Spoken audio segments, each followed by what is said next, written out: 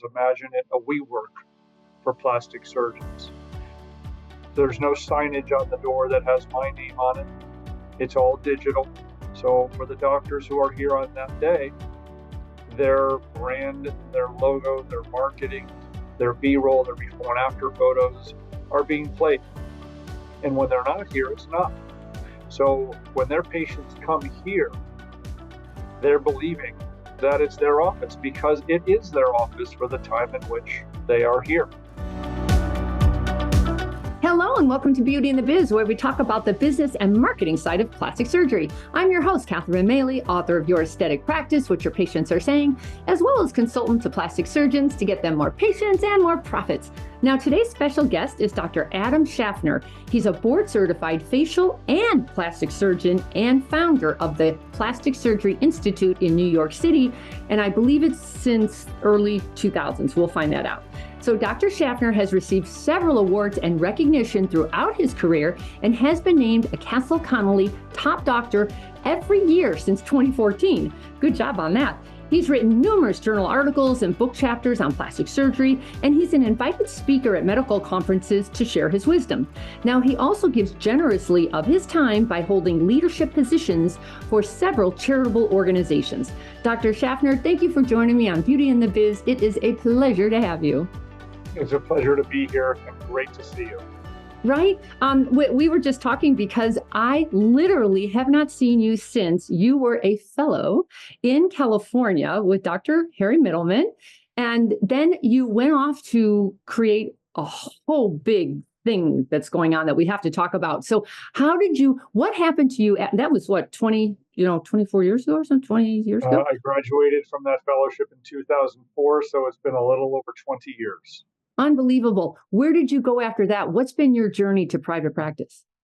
So after completing my otolaryngology residency and facial plastic surgery fellowship, I joined an otolaryngology facial plastic surgery group here in the New York City area and was with them and from 2004 to 2005.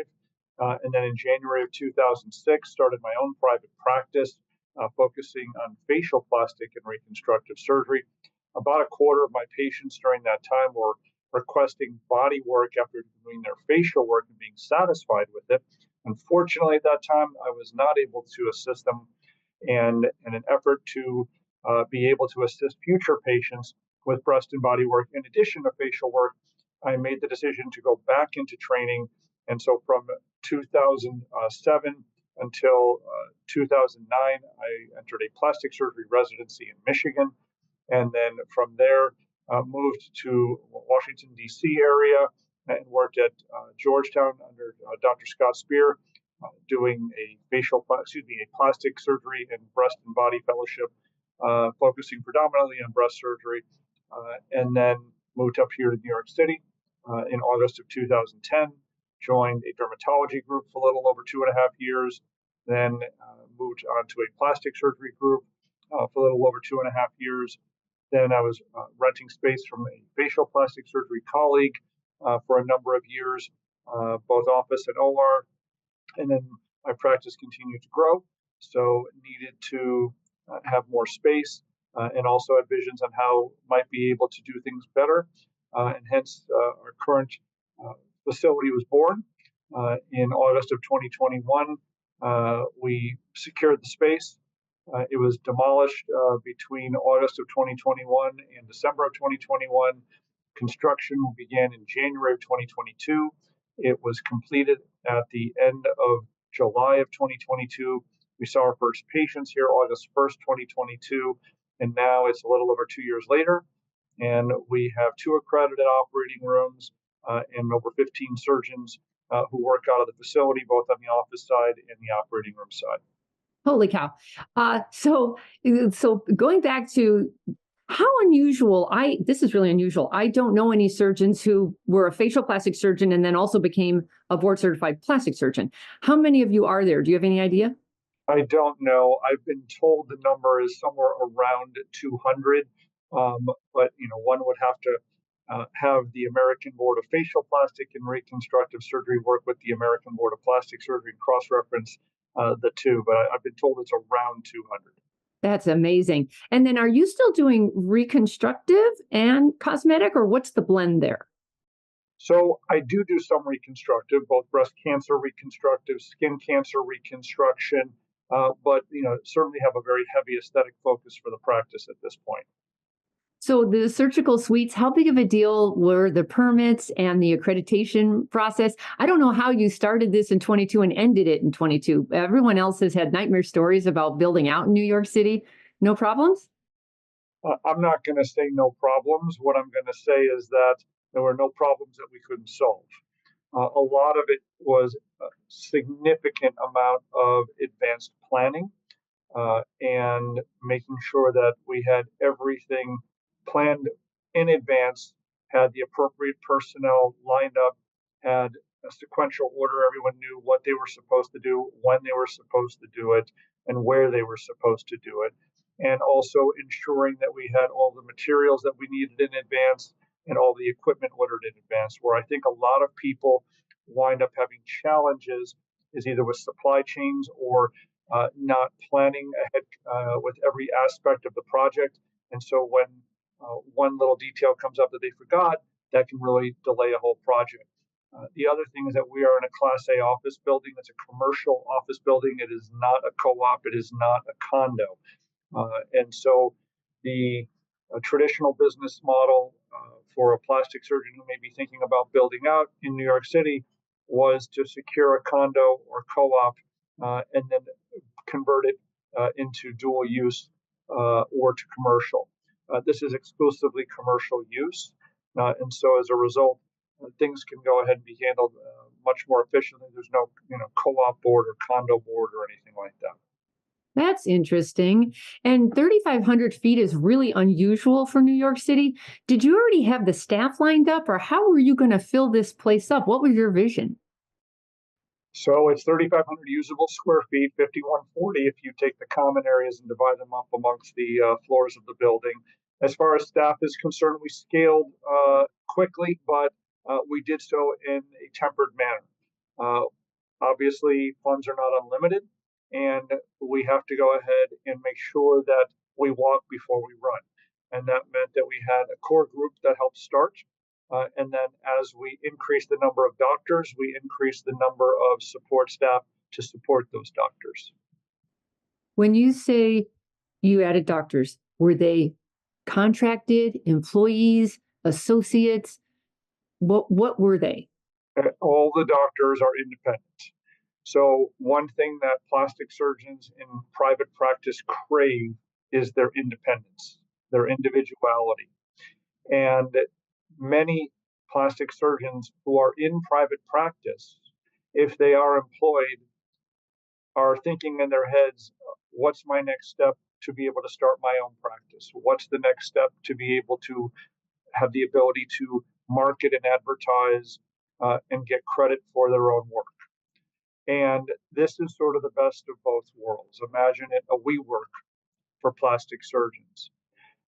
There's no signage on the door that has my name on it. It's all digital.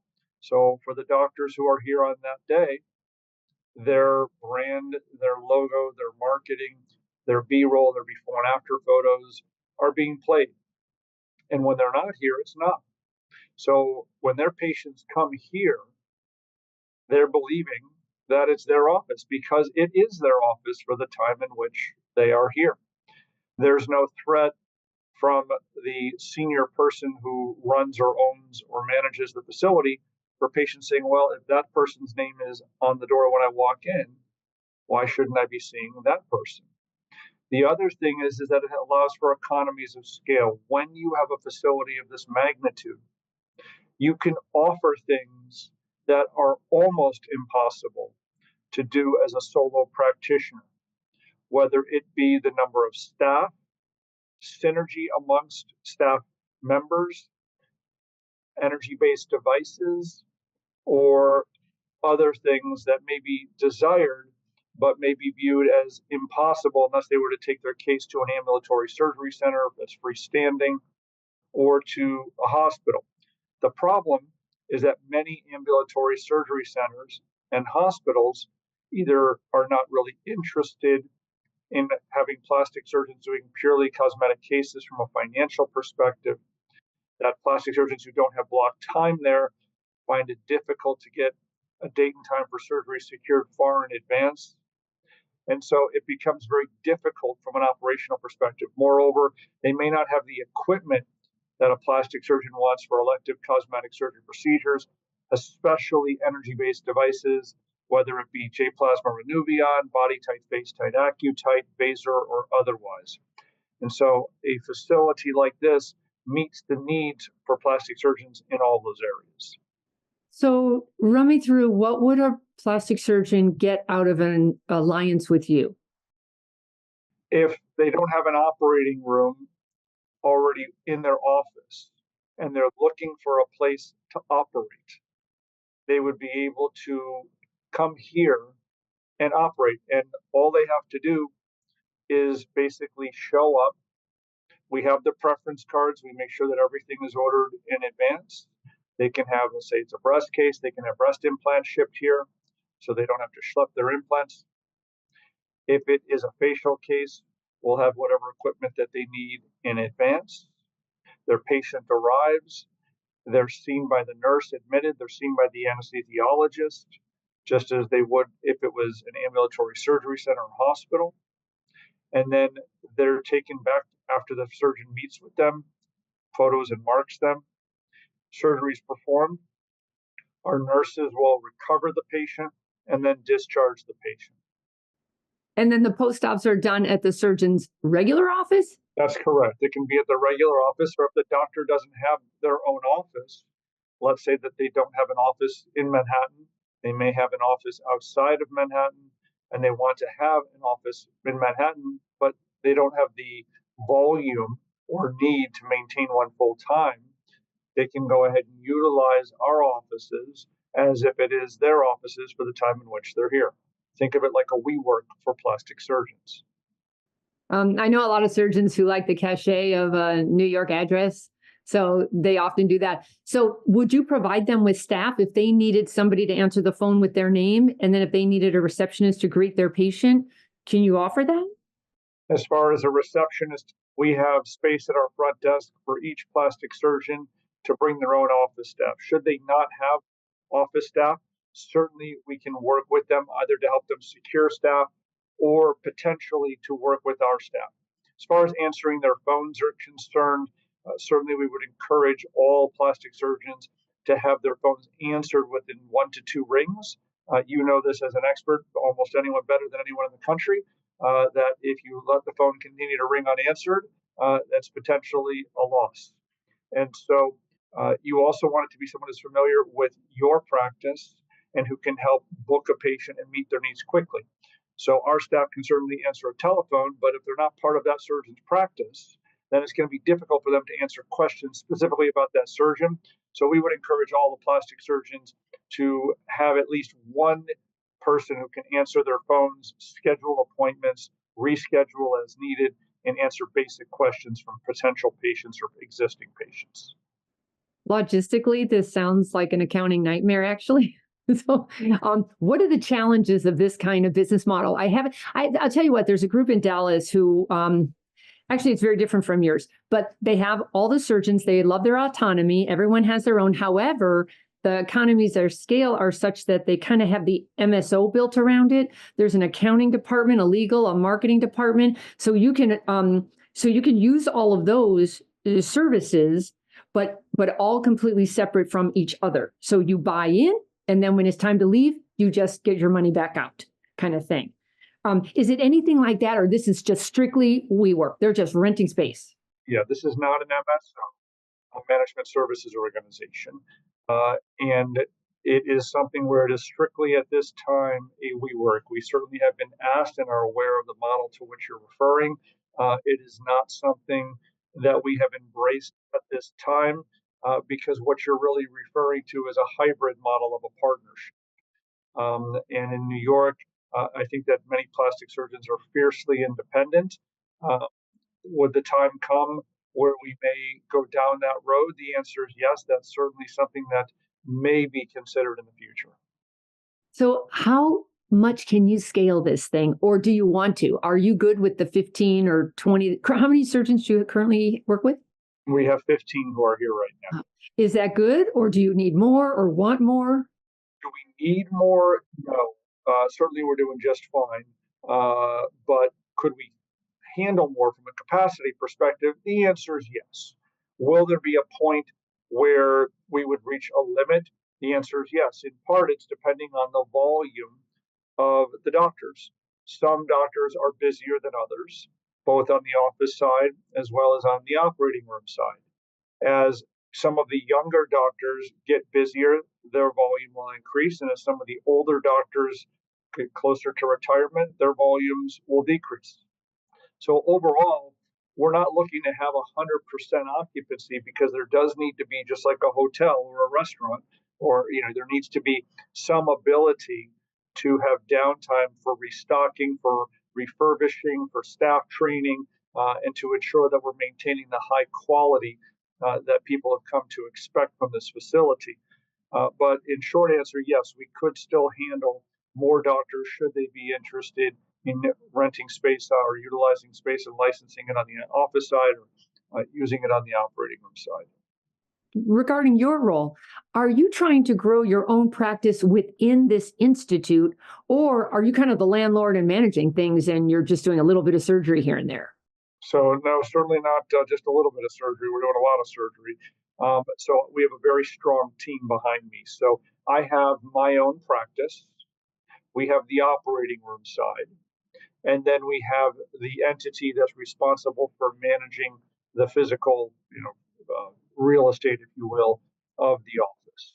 And kudos to my team who answers the phone, who helps ensure that things are running smoothly, restocked, ordered, that booking sheets are being entered in a timely fashion, that the teams are being assembled for each surgical procedure, and that allows me to go ahead and focus on patients, both treating them in the office and operating on them in the operating room. You must have some key person who is just killer at organization and processes, because somebody has to know how to do that. This has to be a finely tuned operation. How did you get it to be that way? And how do you keep the quality control stable? I think part of it sets by example. Um, People know that I'm not going to tolerate boxes that haven't been opened at previous facilities. Deliveries would come, boxes would sit for a day or two. People know that if a box is delivered, if I'm not seeing a patient on the phone talking to someone, if I'm just sitting around, I will personally go start to open the boxes, and they know it, and it drives them bananas. So if the toilet paper roll is empty, they're going to know that I'm going to fill it. So I think it comes from a top down by setting an example, is to say that there is no task that is outside of my job description. And that goes for everybody else. People have primary roles and responsibilities, but everybody has to view this as their own, that they have ownership, even if they don't have legal ownership, that they're incentivized to act as if they do. And that means when the facility gets better, what means when the practice does better, that they do better as employees, in both in compensation, benefits, bonuses, etc. And that means that they understand the importance that when someone comes in, they need to be greeted promptly with a smile. That means they're not eating and drinking at the front desk. That means that they're dressed appropriately. That means that they're here early so that they need to be here ready to go full speed when they're supposed to start working, not wandering in 10 minutes late and then starting to make coffee for themselves. It means a lot of things. So it means trying to anticipate the needs of the nurses, scrub techs, the doctors, the patients, most importantly. It means more than anything, doing the right thing, even when it's hard to do so.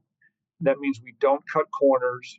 That means that we do the right thing medically and surgically, and we treat people here both in the exam room, on the phone, on the operating room, as if we would want to be treated, as if we were, the patient. And I think that by setting that tone, and letting people know there are no excuses for doing things second rate, I think is hard initially. But when it becomes the culture and people recognize that if you are not willing to subscribe to that culture, that this may not be a good fit for you, then they decide pretty quickly whether or not this is the right place for them. But I think ultimately what happens is that when people do recognize the value of that, that people walk in here with a smile, and then even after a long day, leave with a smile.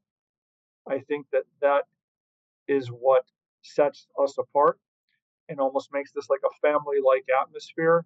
One of the doctors who is here, who does a lot of hair transplants, said, we built something special here, that there's camaraderie, that there's collegiality, there's not backstabbing. People are supporting each other. People try to build each other up, not tear each other down. And unfortunately, in a very competitive field, it's not always that way. I just find it's gotten more and more complicated to build a culture that stays consistently the way you want it, the standards that you're looking for. I just don't know what the secret is. It definitely, it's all about the manager, all the leader. You have to be a great role model. You have to set expectations so they're clear. This is how we do it here. But then how do we do it here that way Monday through Friday, not just on Tuesday when you're in a good mood, Like, how do you keep that standard of excellence up? So the answer is I'm the first one in, I'm the last one to leave with rare exception. And I treat employees, at least to the best of my ability, and I'm not perfect, as well as I think that I've seen employees be treated. Uh, in other places, uh, sometimes employees are not treated uh, as well as I think they should. So all of our employees get a 30-minute break for lunch for every 6 hours that they work, no exceptions, unless they choose not to go ahead and take it. And I ask them literally every day, did you get lunch? I make sure that they get that break time. I don't want them to be burned out. I really try to keep all the employees working no more than 40 hours a week, and to make sure that they're adequately supported. They talk about physician burnout, but employees get burned out too. And when they're burned out, they're not going to have smiles on their faces. They're not going to be enthusiastic. They're not going to sell as well. They're not going to perform as well. And when they can't sell, that means you're not getting the surgeries as much. When they can't perform as well, that means that there's potential mistakes that can be made. And those types of mistakes can be very serious sometimes, especially if they're in the operating room. So I personally keep an eye on people. When I notice that there's something off, I'll be like, you okay? Everything okay at home? Oh yeah, everything's fine. And I look at them and I'm like, no, it's not. I'm like, you can choose not to tell me, but don't tell me everything is okay. You're right. Everything's not okay, but I don't want to talk about it. Okay. I'm here if you want to talk. I'm here if you think I can help.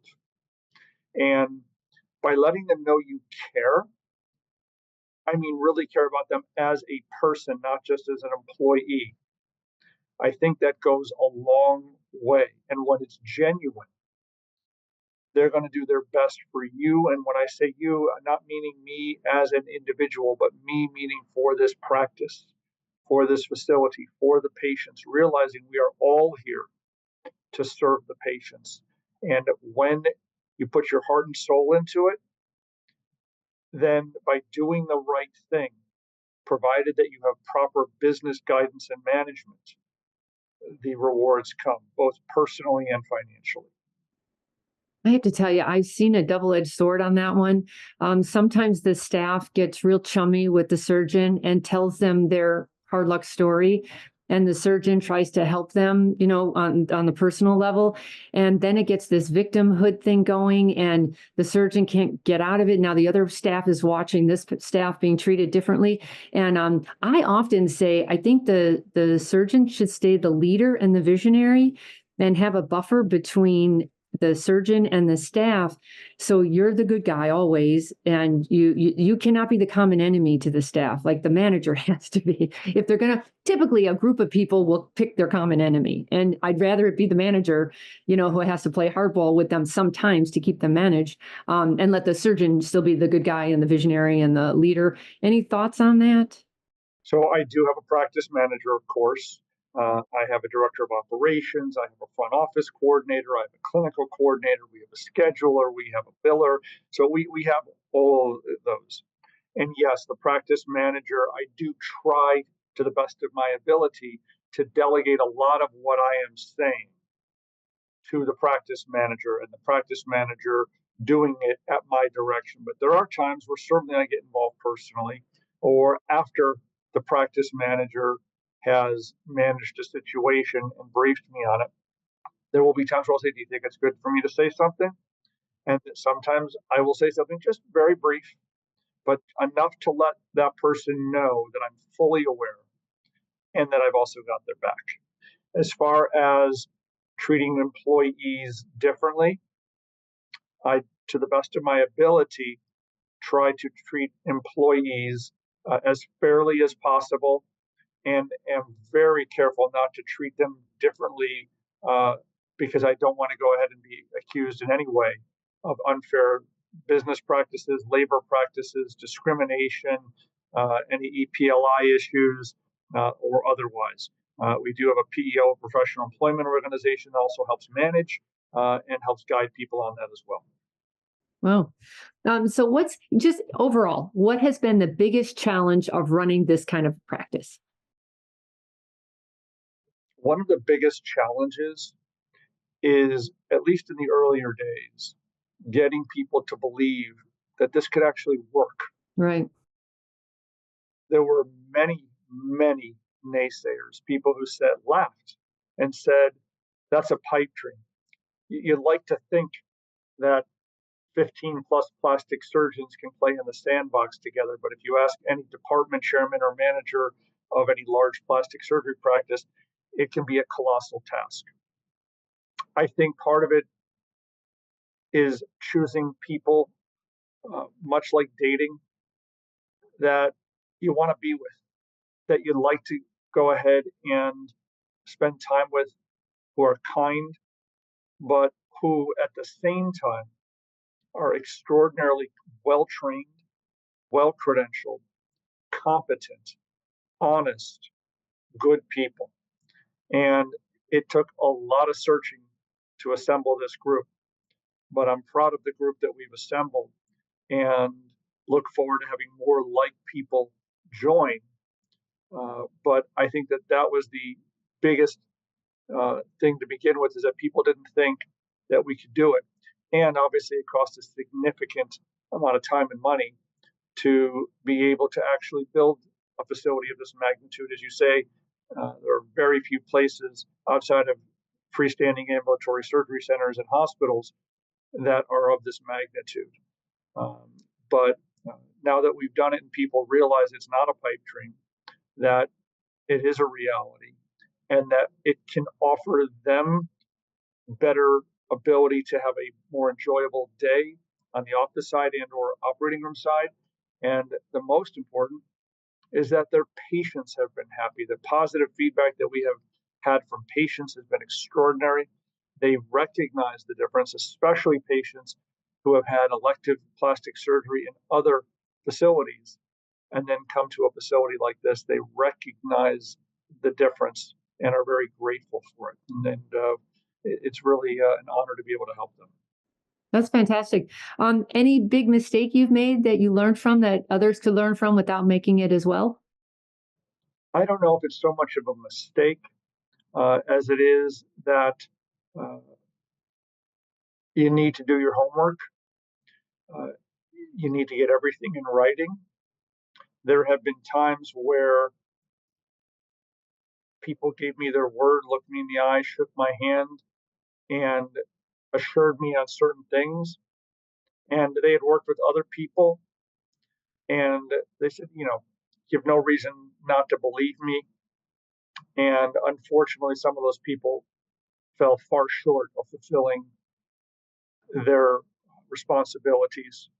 So what I would say is, to quote former President Ronald Reagan, referring to Mikhail Gorbachev, trust and verify. I don't speak Russian, so I can't say how it was originally stated in Russian, but well known that in that era, trust and verify.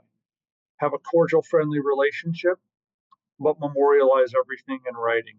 So if and when things don't go as you hoped for, that you can fall back and rely on that to do your best to have people do what they said they were going to do, and if appropriate, uh, to protect your rights.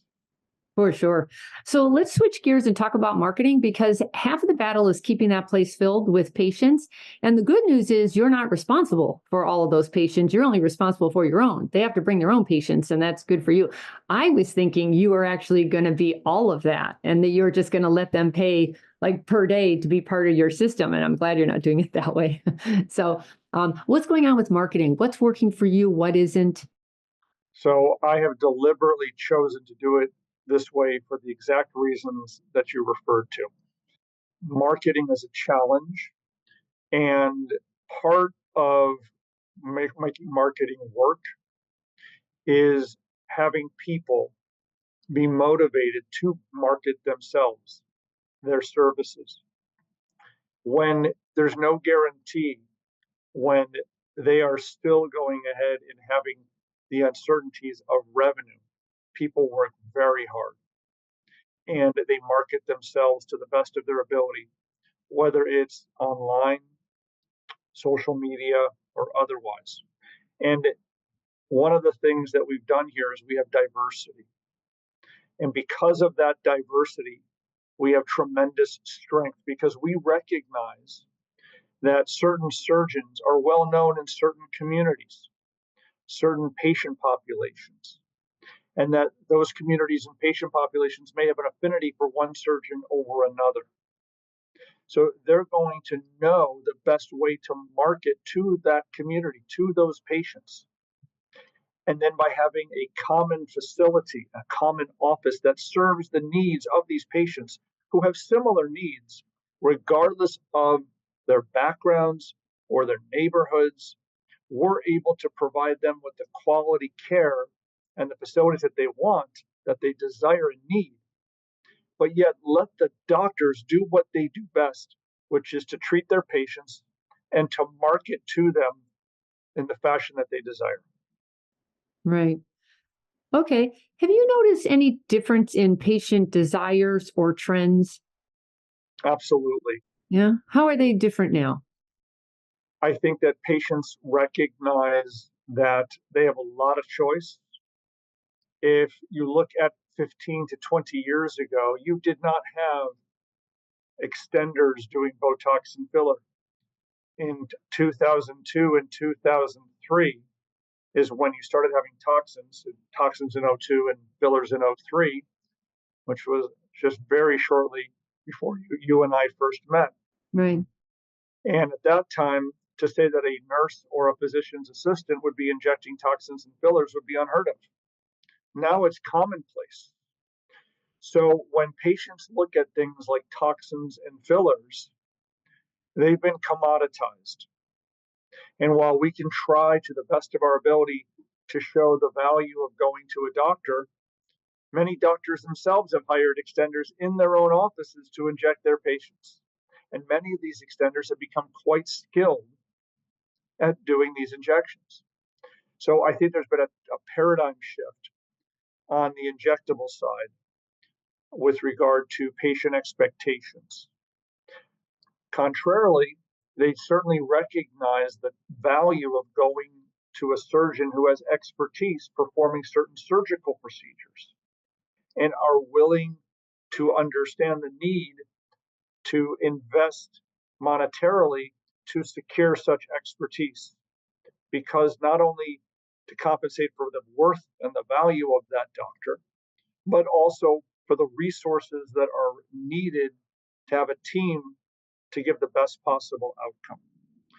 But that need has changed, whether we look at gender affirming care which if we were to look at 15 to 20 years ago was in its infancy. Now, facial feminization and gender affirming surgeries are commonplace. If you would have talked about BBLs, Brazilian butt lifts, 15 to 20 years ago, very few and far between. Now, of course, commonplace.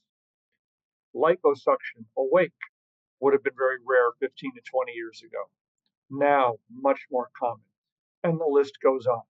So I think that all fields evolve and advance over time, and plastic surgery is no different.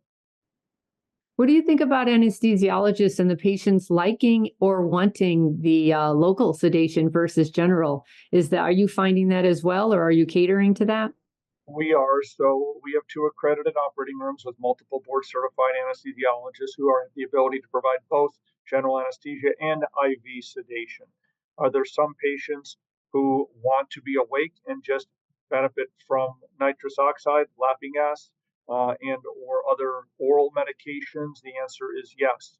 But those patients, I think, have to be carefully selected because it's not just a matter of whether you can physically perform the procedure on them as the surgeon, but you also have to take into account the anxiety level and other medical issues that that patient may have as to see whether or not that patient from a patient selection perspective is most appropriate for that type of procedure under that level of anesthesia. Hmm. I hear you. Yeah. So, yeah, we're going to wrap it up soon. Can you tell me the craziest patient or staff story that you care to share? One of the most concerning situations developed a few years ago where a lovely young woman who was 18 years old had come in for a cosmetic breast augmentation consult. Consult was uneventful. She was pleased with her consult and had spoken with my surgical coordinator at the time about moving forward to schedule surgery. The following day, my office received a phone call uh, asking for me to return the phone call, stating that it was urgent. When I returned the phone call, it was the father of the patient who had some choice words for me being willing to perform elective cosmetic breast surgery on an 18-year-old, stating that she was quote unquote still a child, and then going on to say that if I proceeded to operate on his child, uh, that my family would live to a short period of time thereafter, and then ultimately regret it. Uh, Law enforcement was notified, appropriate measures were taken to de escalate the situation. Uh, we notified the patient that due to external interference, we were unable to continue the doctor patient relationship, um, and, uh, and everything was fine thereafter. Dear Lord, that's kind of a New York story. I've never heard that before. That's insane, actually. Well, I'm glad you're safe and sound and okay. And I assume you didn't do surgery on her. No, I did not touch her. She was discharged from the practice. Good idea. So, if anybody wants to get a hold of you, I know that your website is called plasticsurgeoninNewYorkCity.com. Is there a separate website for the Plastic Surgery Institute, or how does that work? So the Plastic Surgery Institute of New York is my private practice, and it's plasticsurgeoninNYC.com. If someone wants to get a hold of me, the office is 212-688-6600. You can reach me on my cell, 914-309-8300. And my personal email is aschaffner, ASCHAFFNER @gmail.com. Fantastic. Good job. It's been 20 years since we've seen each other and you have grown tremendously. And kudos to you for going through a whole other board certification. I just know how grueling that is and time consuming, and wow, that's a big deal. So congratulations. And I wish you the best of luck. Thank you so much. And it's been really a pleasure. I'm so pleased with the incredible success that you have had and the many, many plastic surgeons and other professionals that you've helped. You've contributed tremendously, and we thank you. Oh, I appreciate that. And everyone, that's going to take care of it for today's Beauty and the Biz episode. If you'd like, please subscribe so you don't miss any other episodes. Then if you've got any feedback or questions for me, please leave them on my website at catherinemaley.com. You can also have a 30-minute complimentary consultation with me, or you can DM me on Instagram at Catherine Maley MBA. Thanks so much, and we'll talk again soon. The fastest way to success is to model other successful surgeons who have what you want. But you can only see their results, not the path they took to get there. So you continue to jump from one thing to another, hoping to find something that will work for you too. But it rarely does. So try this shortcut instead. It's guaranteed to move you forward. I compiled my intellectual property to grow cosmetic revenues, everything I've gleaned over the years, into one playbook of the most successful practices and what they do to win. Go to cosmeticpracticevault.com and let's grow your cosmetic revenues.